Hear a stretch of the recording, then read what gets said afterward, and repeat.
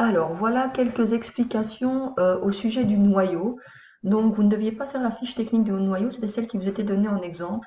Cependant, je vais quand même repasser un peu dessus pour que vous compreniez peut-être un peu mieux cet élément. Donc, le noyau, c'est un des organismes les plus complets que l'on aura à étudier dans ce chapitre.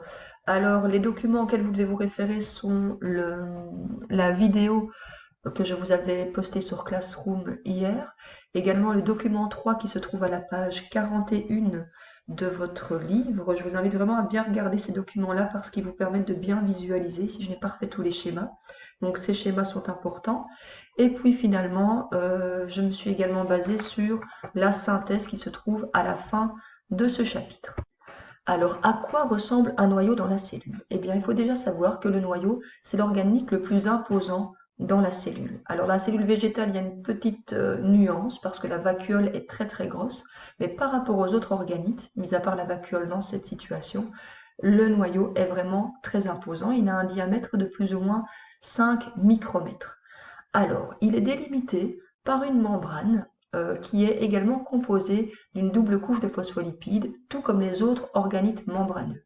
La particularité, c'est que cette membrane, elle est percée de petits trous que l'on appelle les pores nucléaires, qui vont permettre plutôt les échanges entre l'intérieur du noyau vers l'extérieur du noyau. Ça, vous comprendrez mieux un peu plus tard dans l'année lorsque l'on se consacrera à l'ADN. Alors, à l'intérieur de cette enveloppe nucléaire, que trouve-t-on? On trouve un espèce de jus, tout comme le cytoplasme, mais comme c'est à l'intérieur du noyau, on ne l'appelle pas cytoplasme, mais nucléoplasme. Donc c'est une espèce de structure liquide, la partie liquide dans laquelle baigne plein d'autres choses. Alors qu'est-ce qui baigne dans ce nucléoplasme? Eh bien l'ADN. Et l'ADN se trouve sous une forme particulière qu'on appelle la chromatine. Alors la chromatine, ce sont les filaments d'ADN comme nous les avons étudiés dans la première partie, donc dans le chapitre 1 du cours de biologie de cette année. Seulement, la chromatine, ce n'est pas de l'ADN pur, c'est de l'ADN qui est légèrement entouré autour de certaines protéines. Donc vous devez imaginer comme des espèces de longs fils de laine qui seraient légèrement bobinés autour, par-ci par-là, autour de petites structures de protéines.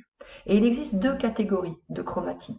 La chromatine dense et la chromatine lâche. Alors, comme l'exprime le nom, la chromatine dense, c'est de la chromatine que l'on ne va pas utiliser dans cette cellule-là. Et donc, comme on n'en a pas besoin, eh bien, on l'a condensée.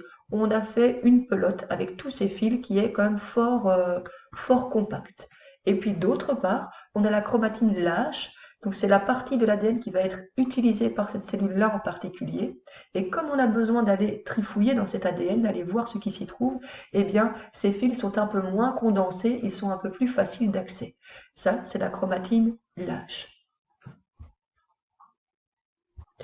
Il y a également une autre structure à l'intérieur de ce noyau, c'est ce qu'on va appeler le nucléole, qui est une zone relativement dense, qui est souvent la plus foncée sur les schémas, et c'est l'endroit en fait où les ribosomes vont être synthétisés.